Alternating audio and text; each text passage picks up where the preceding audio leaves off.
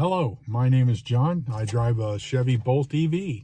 One of the things I've learned watching YouTube videos over the years about electric vehicles is that most of the reviews you see are for cars that a lot of us can't afford.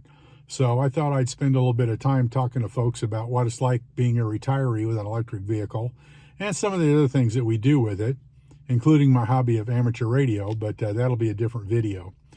We have a 2022 Chevy Bolt EV, not the EUV, the EV, because there are just two of us. We don't need any extra backseat room, and it was a little bit less expensive. So we bought it in May of 2022. Before that, we had a Chevy Volt, a VOLT, that we bought in 2019 from our local Volkswagen dealer. They had it used on their lot, had, I think, 20,000 miles on it, something like that. And at the time, we had the same kind of range anxiety that a lot of folks do about battery electric vehicles. So living in Florida and being subject to hurricanes from time to time, we decided we'd buy a Volt that would have a range extender in it and give us enough mileage to get out of the state if we had to evacuate. So we did. We bought the Volt. We kept it for 2 years. We put about 20,000 miles on it. We got between 60 and 70 miles of range on the battery, so it did really well for us. We probably put maybe less than $150 worth of gas in it in 2 years and 20,000 miles. The only time we ever used the gas engine is if we went to visit our kids or friends in a faraway part of the state, or maybe took a long trip one day just for whatever reason. But for the most part, we just ran on the battery and did in-town things, and it was just fine. We kind of did the average of about 40 miles a day, 30, 40 miles a day, which was fine for the Volt. It more than had enough battery to handle that. But when the Bolt came along, after the battery recall, and we started looking for them, actually before the battery recall, we started looking at them. We drove one at our local Chevy dealer, and we drove one at an off-lease location down in Orlando. It was a 2021, if I remember correctly, and it was fairly pricey for a small car back then. But then during the pandemic, we got rid of the truck that we had. We also had a Chevy Silverado truck, and we got rid of it only because some guy caused a wreck and it totaled it. But so we were down to only the Volt. And we got along just fine with one vehicle, an electric vehicle, and we no longer had any range anxiety. So we decided that we would see if we could find a Bolt. So we started our search for the Chevy Bolt toward the end of the pandemic time, and we went to a number of dealers within our local area. None of them had any on the lot that they could sell us. The ones they had were old batteries, and they weren't allowed to sell them. Not only were they not allowed to sell them while we could sit in them, they wouldn't even let us drive them.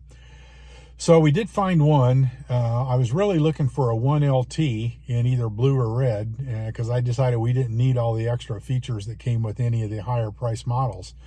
But we looked at a 2LT at one of the local dealers, and we decided that, we didn't want to spend the extra money. So we let it go. It showed up one day. We just happened to be there. We let it go, and of course, a couple days later, it wasn't there anymore. So I got online. I started looking at other dealers around the state of Florida, and I found one in West Palm Beach at Maroney Chevrolet.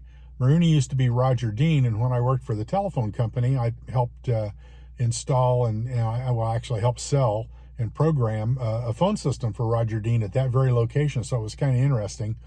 I called Maroney. I found it online. I did some email exchanges with them. I called them and I said, do you really have this car on the lot? Because at that time, a lot of dealers said they had cars, but they really didn't. And they assured me that they did have a 2022 Bolt EV, and it had just come in. And I said, look, we'll be down there tomorrow. Do you need a deposit? They said, no, we trust you. And I said, okay, fine. So we drove down there. It's 200 miles. We drove our Volt down there and we traded, and we came away with a 2022 Bolt. So we were very pleased with our purchase. Having had the Volt, we had never DC fast charged. So on the way home, we stopped at the first plaza we came to on the Florida Turnpike, which was Fort Drum, which is actually just west of Fort Pierce, Florida. And we plugged into a DC fast charger there for the very first time. Went inside, got a sandwich for dinner, came out. We had about 10 minutes left to get where I wanted in the charge after that. And we took off. So driving up the turnpike, keeping it at under 70 miles an hour, and having our range anxiety, again, being a fully electric vehicle, we decided that we weren't ever going to get too low. You know, you watch some of the folks on YouTube, and they tend to get down pretty low, 3-4%, 0 miles left, things like that. And we just don't want to do that. So as we approached Orlando, we thought, well, you know, we have maybe 50 or 60 miles left on the guessometer on the car. And it was about 35 miles to home. We decided at that point we didn't want to risk it. So we stopped at the Turkey Lake Plaza on the turnpike, where they have all kinds of Tesla superchargers. And they have two machines that will handle a CCS vehicle like the Bolt. Of course, one of the cords on one of the CCS machines was a CHAdeMO, which is only for Nissan. So we couldn't use that one. So that left 3 cords we could plug in too. Unfortunately, there was a Ford Mach-E using the other machine. And so we tried to plug into the one that had the CHAdeMO cord on it. We tried to use the CCS side of that, and it didn't work. It was totally down. So that was our first experience with CCS chargers. So the very nice man with the Mach-E said he'd had enough charge, and he'd pulled out and let us pull over there and charge. We put about, I think it was 50 miles back in the car in a few minutes and came on home, and we were excited. Now, when we got home, we plugged into our level 2 charger. We had a level 2 charger from when we had the Volt. It was actually in the trunk of the Volt when we bought it. The sales guy at Volkswagen didn't have a clue what it was. But so basically we got it with the car, didn't pay anything extra for it. And I installed it myself. And so we have a level 2 charger here. So we plugged in when we got home, and we do most of our charging here at home. I think maybe we've had this car almost a year now, and I think maybe we've DC fast charged maybe 6 times. And those are just on longer trips, or when we get to an EVgo station where we get free charging at the moment. The reason we have EVgo free charging is since I already had a level 2 charger, Chevy at the time we bought this car, and I think they're still doing it, would give you the option of having a level 2 plug put into your house, and they would cover $1,000 or so of the cost, or you could get a $500 credit with EVgo. Well, since we already had the level 2 charger, I didn't need that. So we took the $500 credit. Interestingly, the nearest EVgo charge station to us is about 30 miles away in Sanford, Florida. Now we go through Sanford from time to time, go into an amateur radio store down in Winter Springs, or over to our daughter's house in Cocoa, or sometimes we just go over to the Cape to watch a launch or something like that. So when we go through Sanford, oftentimes we'll stop and throw a little charge in, but we really don't need to for the most part. So if somebody else is there, we don't bother them. We just come on home. The first time we stopped over there was at a Wawa, and they have 2 machines, so there are 4 cables, one again being a CHAdeMO. And while we were there, a Mach-E came in and charged, and we charged next to them, and that was fine. Everything worked great. The next time we tried to charge over there, we went to the mall in Sanford, and they used to have 2 machines there. Now there's only 1. There's a sign that's saying the new one's coming soon, but it's been like that for over a year. And while we were there, a young lady in a Nissan Leaf showed up and wanted to plug in. Well, there's a CHAdeMO cord and there's a CCS cord, and I was already plugged into the CCS, so she plugged into the CHAdeMO, but it wouldn't start. Apparently, this is not one of those machines that shares the load, and only one car can charge at a time. Since we really didn't need to have a charge and she needed it for her Leaf, we went ahead and unplugged and let her charge, and we came on home, which was the right thing to do. But in any case, enough on charging right now. I'm going to have a whole video on the lack of infrastructure on charging here one of these days. In any case, we now have a little over 12,000 miles on our Chevy Bolt.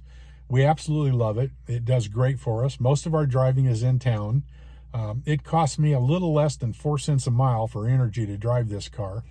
My electric bill, our power company is Duke, and our electric bill for charging the car runs usually $10, maybe $15 a month, not very much more than that. And Duke has a program, if you charge in off-peak hours, which I do, we don't get an off-peak rate, but of course the middle of the night is still considered off-peak.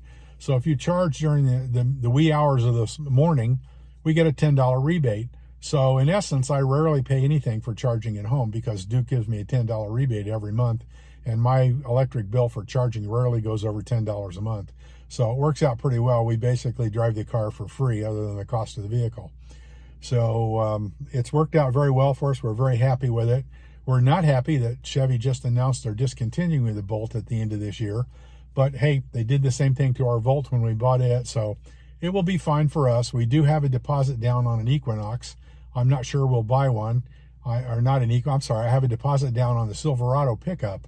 And if they ever open the ordering for an Equinox, I'll put a deposit down on one of those also.